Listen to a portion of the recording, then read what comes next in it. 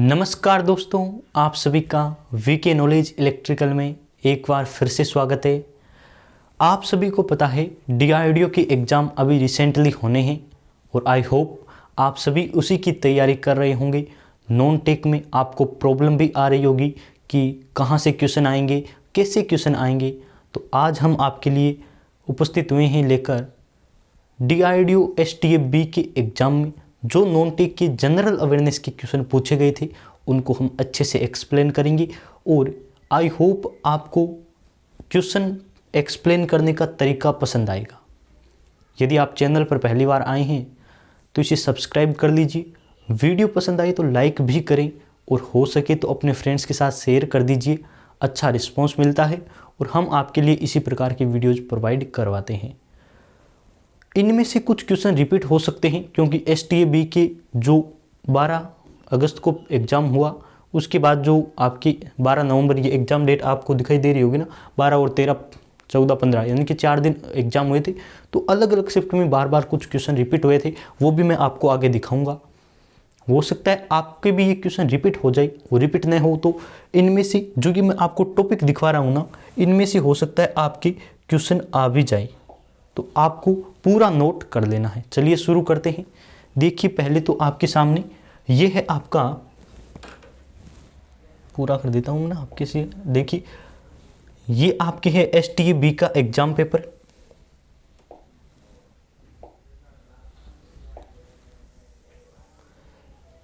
इसमें जो क्वेश्चन पूछे गए थे ना वो जनरल अवेयरनेस की है और 12 और 13 आपकी शिफ्ट के एग्जाम पेपर है।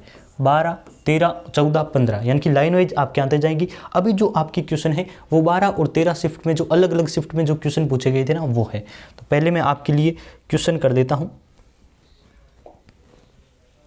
ये रहा पहला क्वेश्चन, अच्छे से एक्सप्लेन करूंगा जिससे आपको भी समझ आए और कैसा नए क्वेश्चन बन सकता है वो भी आपको समझ आएगा। क्वेश्चन देखिए क्या कह रहा है, शिक्षा संबंधित अनुच्छेद कौन सा है, यानी कि शिक्षा से संबंधित आपको अनुच्छेद पूछा गया है। तो संविधान संशोधन, संविधान से संबंधित इंपॉर्टेंट अनुच्छेद हर एग्जाम में पूछे जाते हैं। और ये क्वेश्चन मैं आपको बताऊं, यदि आप पुराने पेपर देखते हैं ना तो इजीली इसको अटेंड कर सकते थे क्योंकि यूपीपीसीएल टीजी2 2021 में सेम क्वेश्चन पूछा गया था। क्वेश्चन है आपकी शिक्षा संबंधित। तो आपको एक बात तो ध्यान कर लेनी है, संविधान संशोधन 86वां संविधान संशोधन है। शिक्षा संबंधित जब भी पूछे तो संविधान संशोधन आपको ध्यान रखना है, 86वां संविधान संशोधन है और 21वां अनुच्छेद है। एग्जाम में दोनों पूछे जा सकते हैं। एक तो पूछा जा सकता है संविधान संशोधन, तो 86 संविधान संशोधन है और अनुच्छेद है 21A। पूरा ध्यान रखना है। इसमें क्या है, 6 से 14 वर्ष के बच्चों के लिए निःशुल्क और अनिवार्य शिक्षा का प्रावधान किया गया है। ये आपकी अनुच्छेद है। पूछा जा सकता है 86वां संविधान संशोधन कब का है, तो नोट कर लीजिए 2002 का संविधान संशोधन है। जीएसटी पूछा जा सकता है तो 101वां संविधान संशोधन है आपकी जीएसटी, है ना।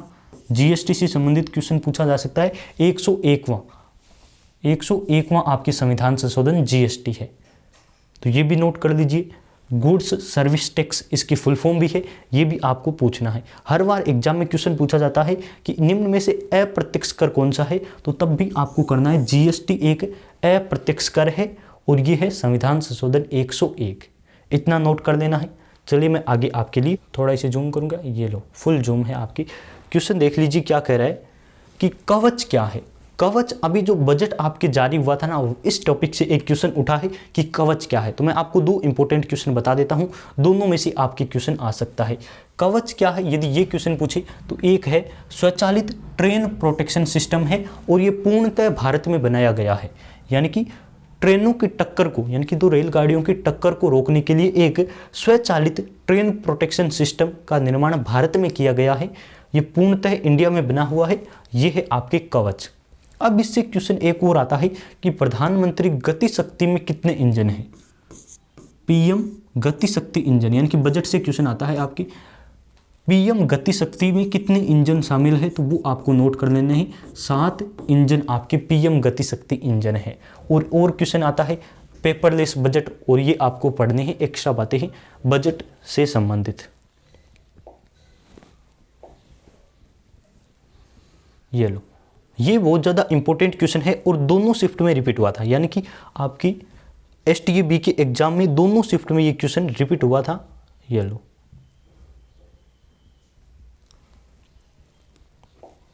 क्वेश्चन क्या कह रहा है, पहला व्यक्तिगत सत्याग्रही कौन था। तो पहले तो आपको व्यक्तिगत सत्याग्रह को डिटेल से पढ़ना है। व्यक्तिगत सत्याग्रह में दो क्वेश्चन बनते हैं, एक तो पहला कौन था, यदि वो पूछे तो अलग आंसर होगा, दूसरा पूछे तो अलग होगा। तो इसमें क्वेश्चन ये बनता है कि महात्मा गांधी के साथ व्यक्तिगत सत्याग्रह में पहला व्यक्ति कौन था। तो ये आप पूरा नोट कर दीजिए। व्यक्तिगत सत्याग्रह हुआ कब, तो वो आपकी है 11 अक्टूबर 1940 को हुआ और ये 1942 तक चला। ये भी आपको नोट कर देना है, 1942 तक चला व्यक्तिगत सत्याग्रह, 11 अक्टूबर 1940 से 1942 तक।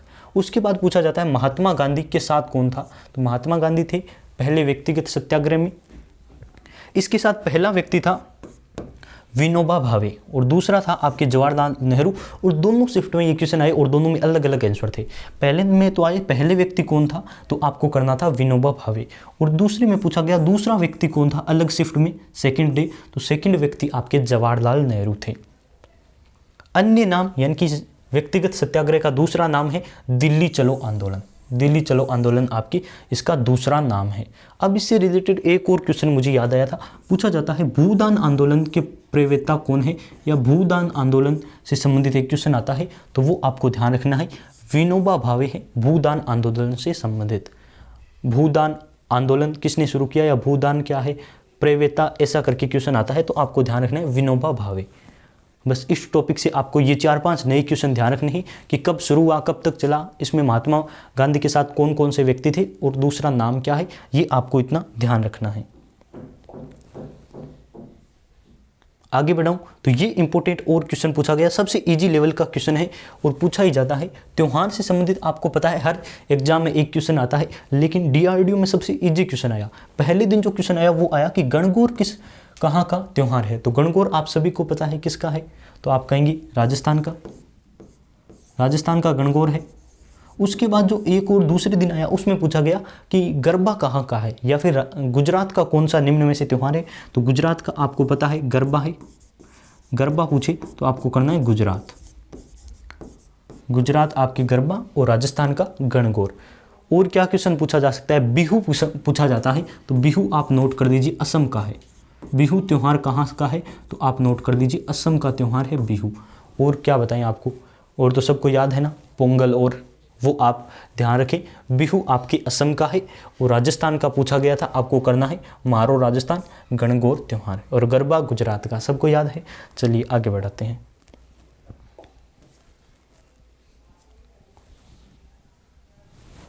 क्वेश्चन पूरा दिखाई दे रहा है ना, ये लो।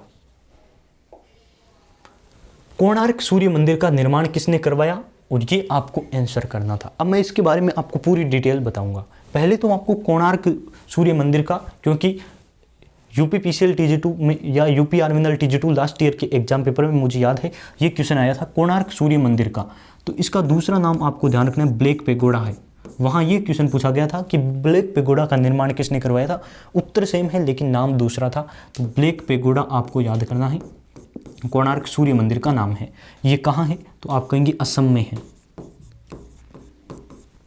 असम में है ब्लैक पेगोडा या कोणार्क सूर्य मंदिर, इतना नोट कर लीजिए।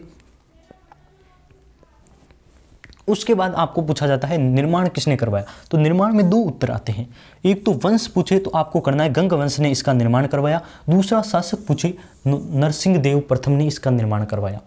नरसिंह देव प्रथम ने, पूरा नोट कर लीजिए, नरसिंह देव प्रथम ने इसका निर्माण करवाया। गंग वंश के शासक नरसिंह देव प्रथम ने ब्लैक पेगोडा का निर्माण करवाया, जिसे कोणार्क सूर्य मंदिर, और इसका दूसरा नाम है ब्लैक पेगोडा।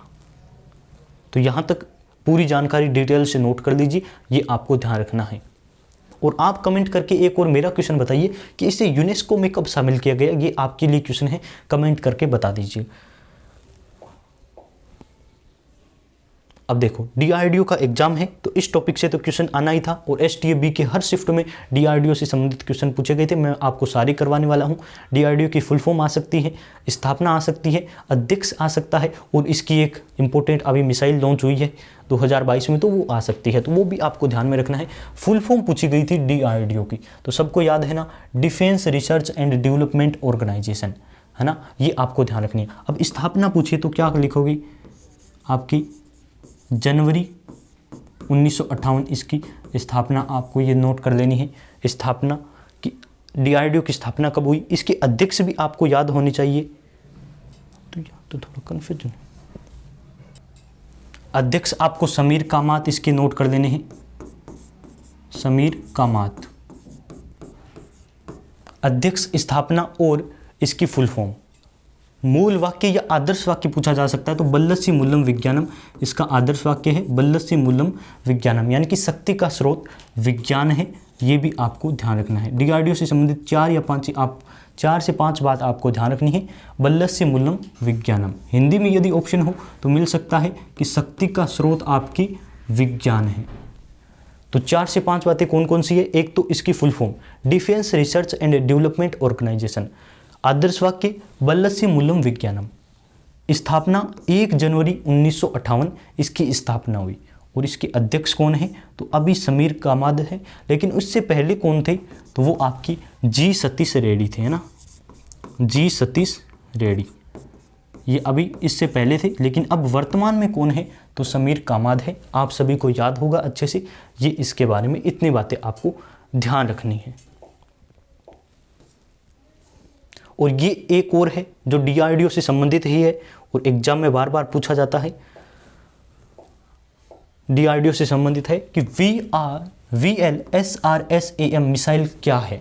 तो इससे संबंधित एक ही क्वेश्चन बनता है, तो ये आपको ध्यान रखना है। एक इसका पूरा नाम भी नहीं लिखता है, कभी कभी ऐसा करता है, SRSAM पूरी मिसाइल का नाम नहीं लिखता है, तो वो भी आपको ध्यान रखना है। VLSRSAM मिसाइल के बारे में आपको क्या क्या बातें ध्यान रखनी है। तो पहली तो है आपकी इसकी रेंज कितनी है, तो आपको ध्यान रखनी है 50 किलोमीटर इसकी रेंज है, 50 किलोमीटर इसकी रेंज है। उसके बाद फुल फॉर्म ध्यान रखनी है। फुल फॉर्म है इसकी vertical launch short range surface to air. तो इससे संबंधित आपको पूरा यदि फुल फॉर्म याद है ना, तो आप 5 से 6 क्वेश्चन इजीली कर पाएंगे। कौन कौन से, वर्टिकल लॉन्च, यानी कि इसे वर्टिकल इसे लॉन्च किया जा सकता है। यदि कोई हवा में ऐसे दुश्मन है या दुश्मन का कोई अस्त्र है, मिसाइल है, तो उससे यानी टक्कर देने के लिए इसका लॉन्च किया जाता है। इसे वर्टिकल सीधी ऊर्ध्वाधर लॉन्च की जा सकती है। इसकी रेंज यानी कि दूरी, रेंज छोटी है, कितनी है, 50 किलोमीटर इसकी रेंज है। और सरफेस टू एयर है, यानी कि ये सतह से हवा में वार कर सकती है। ये आपको ध्यान रखनी है। तो कितनी बातें ध्यान होगी आपकी, वर्टिकल लॉन्च, यानी कि केवल इसे वर्टिकल लॉन्च किया जा सकता है। शॉर्ट रेंज, इसकी दूरी या रेंज छोटी है। और सरफेस टू एयर है, यानी कि सतह से हवा में वार करने वाली मिसाइल है। आपको ध्यान रखना है। अब देखिए इसका परीक्षण कब किया गया, ये क्वेश्चन आपके बार बार आएगा। इसका परीक्षण कब किया गया या फिर परीक्षण किसके लिए किया गया, तो ये आपको ध्यान रखना है। 23 अगस्त 2022 को इसका परीक्षण किया गया। ये भी आपको डेट ध्यान रखनी है। कहाँ किया गया ये भी पूछे, तो चांदीपुर उड़ीसा में इसका परीक्षण किया गया। चांदीपुर उड़ीसा में इसका परीक्षण किया गया।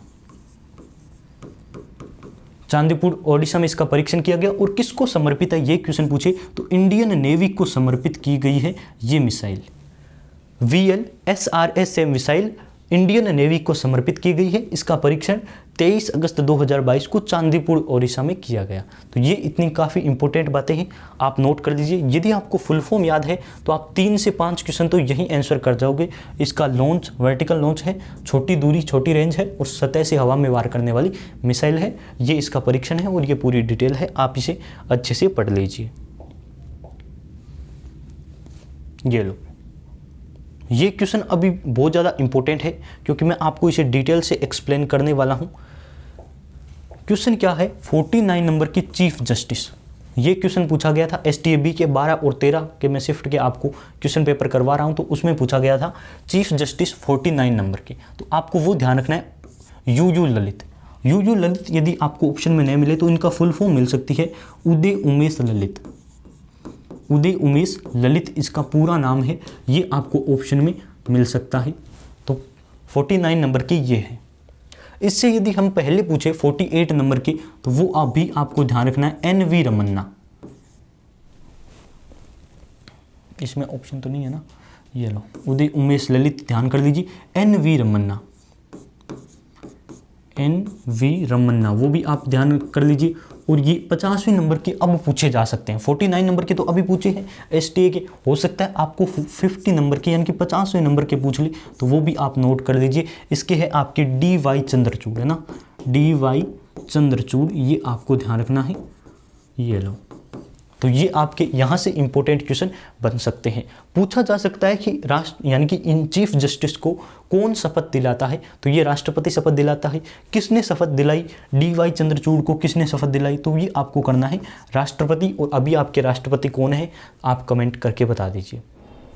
राष्ट्रपति सबको याद है द्रौपदी मुर्मू। मैं आपको एक और इंपॉर्टेंट बता दूं, उपराष्ट्रपति आपके पूछा जा सकता है, तो वेंकैया नायडू की जगह अभी कौन आए हैं, तो सबको याद है ना, जगदीप धनखड़, वो आप लिख लीजिए, जगदीप धनखड़ आपको ध्यान रखना है, उपराष्ट्रपति है। तो ये इंपॉर्टेंट बातें थी, आई होप आपने पढ़ ली होगी और नोट भी कर लिया होगा। एग्जाम में जाने से पहले इन टॉपिक को आप एक बार जरूर पढ़ें ताकि आपकी अच्छे से प्रिपरेशन हो जाए। ये क्वेश्चन पूछा गया, ई लर्निंग में शीर्ष पर कौन सा देश है, तो DRDO ऐसे क्वेश्चन हर शिफ्ट में दे रहा था कि शीर्ष में कौन सा देश है, किस टॉपिक में। देखिए यहाँ ई लर्निंग का दिया है, एक और आपके आगे क्वेश्चन आएगा उसमें दिया था डिफेंस बजट में, फिर एजुकेशन में ए लर्निंग एजुकेशन आ गया ना, तो ये आपके क्वेश्चन शीर्ष में पूछा है कि कौन सा देश है, तो आपको ध्यान रखना है यहाँ डेनमार्क आंसर है। ई लर्निंग में यदि आपको ऑप्शन में डेनमार्क मिले तो आपको करना है, लेकिन डेनमार्क नहीं मिले तो आपको USA ऑप्शन की तरफ जाना है। काफी है ना। ई लर्निंग में शीर्ष पर कौन सा देश है, तो आपको करना है डेनमार्क। यदि ऑप्शन में न मिले डेनमार्क तो USA आपके टॉप में शामिल है, तो ये आपको इतना ध्यान रखना है। ये लो, प्राइमरी सेक्टर, इकोनॉमिक्स का क्वेश्चन आया था कि प्राइमरी सेक्टर कौन सा है निम्न में से, 4 ऑप्शन थे, उनमें से आपको देखना था कि कौन सा प्राइमरी सेक्टर में शामिल नहीं है। तो आपको प्राइमरी सेक्टर पता होनी चाहिए। 3 सेक्टर है आपके इकोनॉमिक्स में, एक है प्राथमिक सेक्टर जिसे प्राइमरी सेक्टर कहते हैं, यानी कि उसमें कृषि और कृषि से संबंधित जो भी सेक्टर है या फिर जो भी कार्य है उन्हें प्राइमरी सेक्टर में शामिल किया गया है, जिसे कपास और संबंधित है। दूसरा आपके सेकेंडरी जिसे आप कहते हैं, तो उसमें क्या आता है, उद्योग से संबंधित जितने भी विनिर्माण उद्योग हैं, इंडस्ट्रीज है, वो आपकी सेकेंडरी में आती है। और तीसरा है आपकी, उसे कहते हैं हम सेवा क्षेत्र या फिर तृतीयक क्षेत्र के नाम से जानते हैं, सेवा क्षेत्र। इसमें क्या आता है, इसमें बैंकिंग और ये वाले आते हैं, यानी कि जो सेवाएं प्रदान करते हैं वो आते हैं, जैसे ई मित्रा, बैंकिंग, ये आपके जो भी होते हैं, अभी वकील, शिक्षक, ये सारे आपके तृतीय क्षेत्र में आते हैं। वहाँ STAB के एग्जाम में ये आंसर था, बैंकिंग ऑप्शन में था, और 3 थे वो आपके प्राइमरी में थे, लेकिन बैंकिंग था जो प्राइमरी सेक्टर में शामिल नहीं था। तो आपको ये सेक्टर एक बार अच्छे से पढ़ लेने हैं। उसके बाद देखिए क्वेश्चन क्या है, DRDO की स्थापना, तो मैंने अभी अभी DRDO के बारे में पूरा एक्सप्लेन किया था, उसमें ये क्वेश्चन करवा दिया था, एक बार फिर से बता देता हूँ। 1 जनवरी 1958 को, क्योंकि हर शिफ्ट में DRDO से संबंधित क्वेश्चन आ रहा था और ये क्वेश्चन पूछा गया स्थापना, तो 1 जनवरी 1958, और समीर कामाद इसके अध्यक्ष, नोट कर लीजिए, समीर कामाद। तो ये आपको इतना ध्यान रखना है, पहले एक्सप्लेन कर दिया इस क्वेश्चन को, आप ज़्यादा इस पर टाइम नहीं देंगे।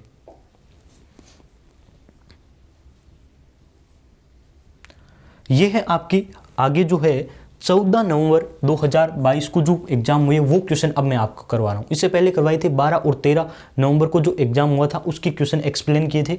अब जो है वो आपके 14 नवंबर 2022 के हैं। तो क्वेश्चन आप देख लीजिए, स्टैच्यू ऑफ प्रॉस्पेरिटी कहाँ स्थित है, तो ये आपको इंपॉर्टेंट इसके बारे में बातें हैं वो आपको नोट करनी है। क्वेश्चन ये पूछा गया था कहाँ स्थित है, तो वहाँ आपको करना था हैदराबाद, ये बेंगलुरु आपका आंसर है, यहाँ आपको करना था, ये आपको आंसर वहाँ करना था। लेकिन इंपॉर्टेंट बातें और भी आपको नोट करनी है। 11 नवंबर 2022 को इसका उद्घाटन हुआ और 108 2022 के इसलिए इंपॉर्टेंट क्वेश्चन बनाए, इसलिए पूछा गया है। 11 नवंबर 2022 को इसका उद्घाटन हुआ, इसलिए आपके एग्जाम में ये क्वेश्चन आया है। 108 फीट इसकी हाइट है और नादप्रभ केम्पगौड़ा की प्रतिमा या प्रतिभा ये आपको बनी हुई है। प्रतिमा यानी कि मूर्ति, किसकी मूर्ति है ये भी पूछा जा सकता है। तो प्रॉस्पेरिटी में आपकी नादप्रभ केम्पगौड़ा की प्रतिमा है, जिन्होंने बेंगलुरु शहर की संस्थापना या स्थापना की थी, उनकी प्रतिमा है, ये आपको ध्यान में रखना है।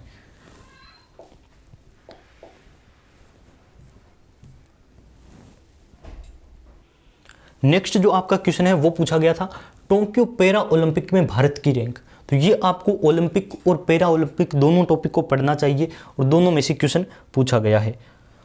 पैरा ओलंपिक का क्वेश्चन था, वहाँ आपको 24वीं रैंक करनी थी, लेकिन यदि आपके ओलंपिक का पूछ ले तो आपको इसका दुगना कर देना है, यानी कि इसमें आपकी 48 रैंक है भारत की। इतना आपको ध्यान में रखना है। 24वीं रैंक है इसमें पैरा ओलंपिक में, और ओलंपिक में 48 नंबर रैंक है। ओलंपिक ज़्यादा इंपॉर्टेंट है तो इससे ज़्यादा मैं आपको क्वेश्चन करवाने वाला हूँ। इसमें आपके मोड पूछे जा सकते हैं, कितने मेडल जीते, तो आपको ध्यान रखना है 1 2 1 2 का 4, ये आपकी हमने मेडल जीते। यानी कि पैरा ओलंपिक की तो बात क्या होगी कि इसमें आपकी यानी कि 24 नंबर रैंक है, यानी कि 24वीं रैंक आपके भारत की है। वहीं आपको पूछा जाए कि ओलंपिक में, यानी कि ओलंपिक में टोक्यो ओलंपिक का ध्यान रखना है आपको। ये क्वेश्चन आपके पूछे जा सकते हैं। 48 नंबर रैंक है और इसमें हमने इतने मेडल जीते 1 2 का 4। एक है आपकी गोल्ड मेडल जो किसने जीता है, तो सबको याद है नीरज चोपड़ा, है ना। तो नीरज चोपड़ा आप नोट कर लीजिए, एक गोल्ड मेडल हमने ओलंपिक में जीता। वहीं 2 आपकी है सिल्वर मेडल, एक तो है मीराबाई चानू, आपने सबने नोट किया होगा मीराबाई चानू, और दूसरा है रवि दहिया। तो 2 आपकी सिल्वर मेडल है, दोनों आप नोट कर लीजिए किसने जीते, तो मीराबाई चानू और रवि दहिया, ये आपको ध्यान रखने। और 4 है हमारे ब्रॉन्ज मेडल। तो आपने ये इतनी बातें नोट कर ली होगी। पैरा ओलंपिक में 24 नंबर रैंक और ओलंपिक में आपकी 48 नंबर रैंक। मेडल टोटल आपके 7 मेडल है ओलंपिक में, 1 2 का 4, 1 गोल्ड 2 आपके सिल्वर और 4 ब्रॉन्ज मेडल। आप नाम भी इनके नोट कर लीजिए, कौन कौन से मेडल कहाँ कहाँ से और किस किसने जीते हैं। नेक्स्ट है आपकी आरबीआई की गवर्नर। तो सबसे इजी क्वेश्चन है, ज़्यादा टाइम देने की आवश्यकता नहीं है। आरबीआई की गवर्नर पूछा गया है, शक्तिकांत दास करेंगे। तो ये इसका राइट आंसर है, आरबीआई की गवर्नर शक्तिकांत दास। ऑप्शन में आपको यही सेलेक्ट करना था। ये लो, दूसरा क्वेश्चन आपके सामने है, असहयोग आंदोलन कब शुरू हुआ। तो महात्मा गांधी के आंदोलन से संबंधित एक क्वेश्चन आपको पूछा जा सकता है। असहयोग आंदोलन के बारे में पूछा गया था। 1 अगस्त 1920 से शुरू हुआ और 1922 में असहयोग आंदोलन खत्म हुआ। चौराचारी घटना आपको याद है, उसके बाद ये खत्म किया गया और इसी दिन बाल गंगाधर तिलक की मृत्यु हुई। तो ये आपको एक फैक्ट है जो इम्पोर्टेंट है, ध्यान करना है कि कब मृत्यु हुई बाल गंगाधर तिलक की। तो ये भी मैंने आपको नोट करवा दिया है। वैसे आपके असहयोग आंदोलन 1920। यदि भारत छोड़ो पूछी तो 1942, और भारत छोड़ो का दूसरा नाम भी पूछा जा सकता है अगस्त क्रांति। तो ये आपको इंपॉर्टेंट बातें याद होगी, ज़्यादा नोट करवाने की। 1942 का भारत छोड़ो आंदोलन, जिसका दूसरा नाम है अगस्त क्रांति। आप अपने तरफ से भी इन्हें अच्छे से पढ़ लीजिए। असहयोग आंदोलन पूछा गया था STAB के एग्जाम में। ये लो, टोक्यो पैरा ओलंपिक में कितने गोल्ड मेडल जीते। तो ये देखो क्वेश्चन आ गया ना, मैं आपको पूरा एक्सप्लेन कर देता हूँ। यदि आपको ओलंपिक का पूछे ना, तो ओलंपिक का आपको ध्यान रखना है। ओलंपिक में क्या है, आपकी 1 गोल्ड था, 2 सिल्वर थे और 4 ब्रॉन्ज मेडल थे, वो ओलंपिक के थे। लेकिन पैरा ओलंपिक का पूछा है, टोक्यो पैरा ओलंपिक का। तो ओलंपिक और पैरा ओलंपिक को अच्छे से पढ़ लीजिए। 5 गोल्ड मेडल हमने टोक्यो पैरा ओलंपिक में भारत ने जीते। एक और क्वेश्चन है कि पूछा जा सकता है, टोक्यो ओलंपिक, पैरा ओलंपिक नहीं, ओलंपिक कितने क्रम का था। अभी 32वें नंबर का ओलंपिक खेला गया था, ये भी आपको नोट कर लेना है। ओलंपिक से संबंधित 32वें नंबर का अभी टोक्यो ओलंपिक था। और आपकी पैरा ओलंपिक में 5 गोल्ड मेडल जीते गए भारत की तरफ से। तो ये आपको 2-3 बातें, ओलंपिक और पैरा ओलंपिक को अलग अलग करके आप इसे पढ़ लीजिए। एग्जाम से पहले आपको 1 से 2 क्वेश्चन इस टॉपिक से संबंधित मिल सकते हैं। नेक्स्ट है आपके बुक्स एंड ऑथर। तो ये इंपॉर्टेंट टॉपिक है, इससे तो क्वेश्चन आपको मिलेगा। गॉड्स ऑफ स्मॉल थिंग्स पुस्तक के लेखक कौन है, तो Arundhati Roy. God's of small thing यानी कि हिंदी में आप इसे ट्रांसलेट कर लीजिए, छोटी वस्तुओं के भगवान या फिर देवता, किस पुस्तक के लेखक कौन है, तो अरुंधति रॉय। ये आपको पूछा जा सकता है। और क्या है इंपॉर्टेंट इसमें, गीता रहस्य पूछा जा सकता है। गीता रहस्य पुस्तक के लेखक कौन है, तो आप नोट कर लीजिए, गीता रहस्य बाल गंगाधर तिलक, है ना, बाल गंगाधर तिलक। और क्या पूछा जा सकता है, एग्जाम वॉरियर पूछा जा सकता है। एग्जाम वॉरियर, एग्जाम वॉरियर तो आपके हैं प्रधानमंत्री Narendra Modi. Important books and author, इस टॉपिक को भी आप जरूर पढ़ें। ये आपके पूछा गया था STA-B में कि गॉड्स ऑफ स्मॉल थिंग पुस्तक के लेखक कौन है, अरुंधति रॉय करना था। और गीता रहस्य पुस्तक की आपके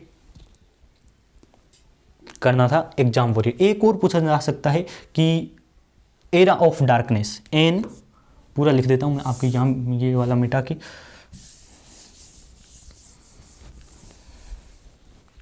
एन एरा ऑफ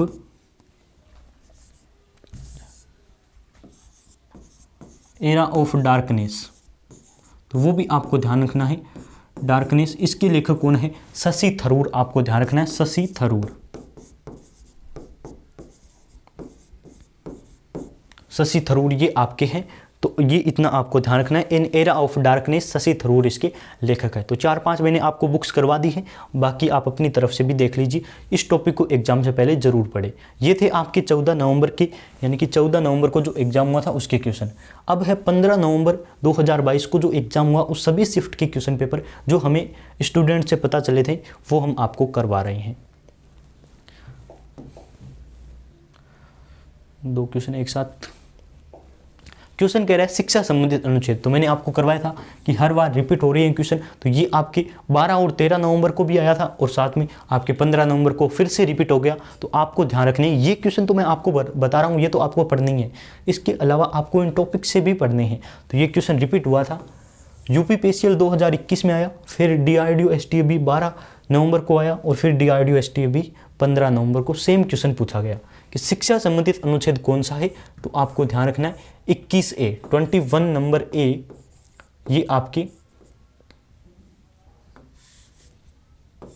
21A, ये तो आपके हैं अनुच्छेद। और संविधान संशोधन पूछे तो आपको 86वां संविधान संशोधन करना है। 2002 को संविधान संशोधन हुआ। GST तो पूछा ही जाएगा, 101 संविधान संशोधन आपकी GST है। उसके बाद पूछा जाता है योजना आयोग। तो योजना आयोग के बारे में आपको इंपॉर्टेंट जो बातें याद है वो नोट कर लीजिए। योजना आयोग के बारे में एक तो है इसकी स्थापना पूछी जा सकती है। योजना आयोग से संबंधित एक क्वेश्चन था, क्या क्वेश्चन था ये पता नहीं चला है, तो हम आपको पूरा एक्सप्लेन करें कि कौन कौन सा क्वेश्चन था। 15 मार्च 1950 को इसकी स्थापना हुई, ये भी आप लिख लीजिए स्थापना। योजना आयोग की स्थापना कब हुई, 15 मार्च 1950 को। उसके बाद क्वेश्चन आता है कि इसकी जगह अब नया जो आयोग आया है उसका नाम क्या है, तो उसका आयोग है, नाम है नीति आयोग। नीति आयोग, ये योजना आयोग की जगह आया है, तो ये भी इंपॉर्टेंट है और इसका भी एक क्वेश्चन आगे आपको मैं करवाऊंगा, वो भी आया था।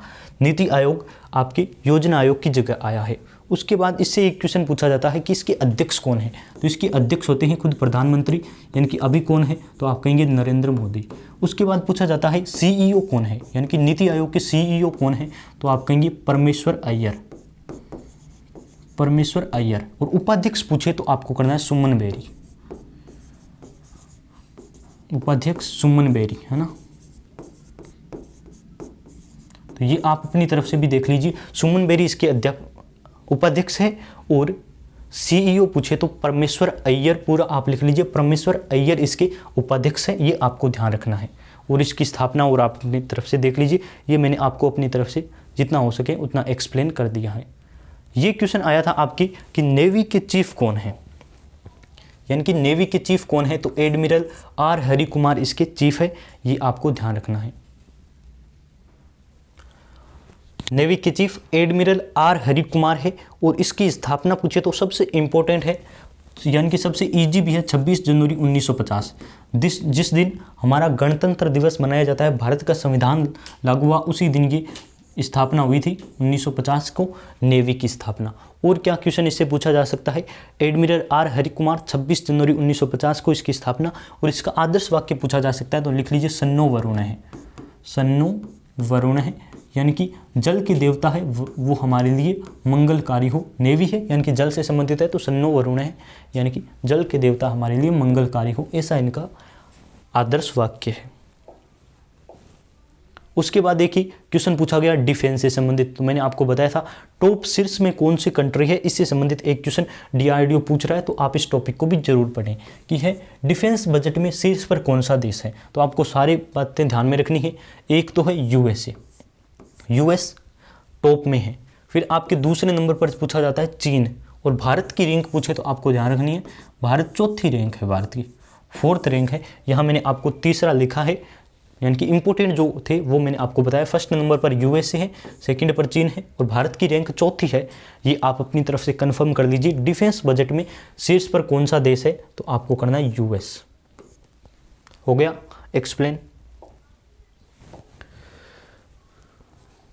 उसके बाद देखिए प्लासी का युद्ध, सबसे इंपॉर्टेंट और सबसे इजी क्वेश्चन है, सबको याद है, लेकिन आप कंफ्यूज हो सकते हैं। यदि आपने इतना याद कर रखा है ना कि 1757 को प्लासी का युद्ध हुआ, तो हो सकता है आपका एग्जाम में क्वेश्चन गलत हो जाए। क्वेश्चन गलत क्यों हो जाएगा, क्योंकि हो सकता है चारों ऑप्शन में 1757 ही मिले, आगे डेट चेंज कर दे, तो पूरी याद कर लीजिए। 23 जून 1757 को प्लासी का युद्ध हुआ। प्लासी के युद्ध की डेट 1757 सबको याद है। उसके बाद आपको करना है किन के बीच हुआ, तो क्लाइव और आपकी सिराजुद्दौला, क्लाइव और सिराजुद्दौला के बीच हुआ, तो वो आपको ध्यान रखना है। बंगाल के नवाब सिराजुद्दौला के बीच हुआ क्लाइव का युद्ध। ये प्लासी का युद्ध, डेट आप याद कर लीजिए, 23 जून 1757 को क्लाइव और सिराजुद्दौला के बीच प्लासी का युद्ध हुआ। जितना हो सकता है ना मैं उतना एक्सप्लेन कराऊं, और आप भी देख लीजिए। यहाँ आपको बताना ये है कि किस किस टॉपिक से क्वेश्चन आ रहे हैं, कैसे क्वेश्चन आपके जनरल अवेयरनेस के क्वेश्चन आ रहे हैं, ताकि आप इसे अच्छे से पढ़ लीजिए। आगे क्वेश्चन है कि मेक इन इंडिया कब शुरू हुआ, तो ये आपको डेट याद ही करनी है। 25 सितंबर 2014 को मेक इन इंडिया शुरू हुआ। इसका वो पूछा जा सकता है प्रतीक क्या है, तो अशोक स्तंभ वाला जो है ना, उसमें जो शेर बना हुआ है वो आपका है इसका प्रतीक है मेक इन इंडिया का। आप सभी ने लोगो वो देखा होगा, टाइगर वो एक टाइप का बना हुआ है, सबको याद है ना, वही है आपकी। और डेट याद कर लीजिए 25 सितंबर 2014। आपसे रिक्वेस्ट करेंगे, यदि मेरे लाइक करने का, यदि ये एक्सप्लेन करने का तरीका पसंद आ रहा है ना, लाइक और शेयर भी कर दीजिए, जिससे मुझे मोटिवेशन मिले और आपके लिए हो सके तो नई क्लास प्रोवाइड करवाऊँ। अंतर्राष्ट्रीय महिला दिवस, तो इंपॉर्टेंट डेज से एक क्वेश्चन जरूर आएगा, नोट कर लीजिए। अंतर्राष्ट्रीय महिला दिवस सबको याद है 8 मार्च। अब हो सकता है आपकी अंतर्राष्ट्रीय न पूछकर केवल राष्ट्रीय महिला दिवस पूछ ले, तो आपको क्या करना है 13 फरवरी। 13 फरवरी क्यों, क्योंकि इस दिन सरोजिनी नायडू का जन्मदिन होता है। ये आपको ध्यान रखना है, क्योंकि आपकी यहाँ है क्या, सरोजिनी नायडू का जन्म दिवस होता है 13 फरवरी को, इसलिए राष्ट्रीय महिला दिवस आपके 13 फरवरी को मनाते हैं। और सरोजिनी नायडू ने 1925 की कानपुर अधिवेशन की, कांग्रेस के अधिवेशन सबको याद है ना, एक क्वेश्चन वहाँ से आ सकता है। 1925 का जो कानपुर अधिवेशन था, इसकी अध्यक्षता की थी सरोजिनी नायडू ने 1925 में, और ये कांग्रेस की प्रथम भारतीय महिला अध्यक्ष थे। तो यहाँ मैं आपको इंपॉर्टेंट क्वेश्चन करवा रहा हूँ। प्रथम भारतीय महिला अध्यक्ष, कांग्रेस की प्रथम भारतीय महिला अध्यक्ष कौन थी, तो आपको करना है सरोजिनी नायडू। और एक और क्वेश्चन आ सकता है कि कांग्रेस की प्रथम महिला अध्यक्ष, भारतीय न लिखा हुआ तो महिला अध्यक्ष है आपके एनी बेसेंट। तो मैं आपको यहाँ लिखवा देता हूँ, क्योंकि इंपॉर्टेंट बहुत ज़्यादा है और हो सकता है आपकी ये मिल जाए। क्या नोट करना है आपको, कांग्रेस की प्रथम भारतीय, फर्स्ट भारतीय महिला अध्यक्ष, प्रथम भारतीय महिला अध्यक्ष में पूछे, कांग्रेस की फर्स्ट भारतीय महिला अध्यक्ष पूछे तो करना है आपको भारतीय, पूछते सरोजिनी नायडू। और यदि आपको भारतीय शब्द न मिले, कांग्रेस की फर्स्ट महिला अध्यक्ष, तो आपको एनी बेसेंट करना है। और एनी बेसेंट की एक पत्रिका भी है, सबको याद है ना, अभी कॉमनवेल्थ है ना, कॉमनवेल्थ पत्रिका किसकी है, तो आपको करना है एनी बेसेंट, आयरलैंड की है। और आयरलैंड से अब आया है तो आपको करवा ही देता हूँ। आयरलैंड, ये क्वेश्चन भी आपके एग्जाम में आ सकता है। आयरलैंड से भारतीय संविधान में क्या लिया गया है, तो डीपीएसपी, याद करो डीपीएसपी। डीपीएसपी क्या है, नीति निदेशक तत्व है, कहाँ से लिए गए हैं, भारतीय संविधान में आयरलैंड से लिए गए हैं। तो ये आपको इतनी बातें नोट कर लेनी है। 8 मार्च को राष्ट्रीय महिला दिवस, और आपको बताना है 25, ये कर लीजिए 25 जनवरी। 25 जनवरी को आपके राष्ट्रीय मतदाता दिवस भी मनाया जाता है, आपके एग्जाम में आ सकता है। ये लो आ गया ना, ये भी उसी दिन क्वेश्चन पूछा गया था, मतदाता दिवस 25 जनवरी, तो आप नोट कर लीजिए। उसके बाद मैं आपको बताऊं 22 अप्रैल, ये भी क्वेश्चन आपके आ सकता है।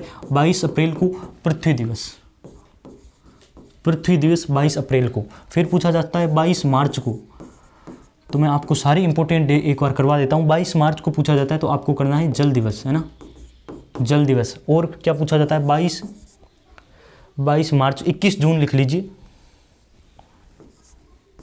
21 जून को कुछ पूछा जाता है तो आपको करना है योग दिवस। 5 जून को पूछे तो विश्व पर्यावरण दिवस, यहाँ लिख लीजिए 5 जून विश्व पर्यावरण दिवस। और क्या पूछा जाता है 8 जून पूछा जाता है, 8 जून विश्व महासागर दिवस। और क्या बताएं आपको, बहुत ज़्यादा इंपॉर्टेंट है, पूरे साल के इंपॉर्टेंट दिवस आप नोट कर लीजिए। 9 जनवरी प्रवासी भारतीय दिवस, प्रवासी भारतीय दिवस। तो ये थे इंपॉर्टेंट क्वेश्चन जो STAB के जनरल अवेयरनेस के पूछे गए थे। कुछ मैंने अपनी तरफ से करवाए हैं और कुछ एग्जाम में पूछे गए थे। पूरे क्वेश्चन को अच्छे से एक्सप्लेन किया है। यदि आपको वीडियो पसंद आई है तो लाइक ज़रूर करें। चैनल पर पहली बार आए हैं तो इसे सब्सक्राइब कर लीजिए।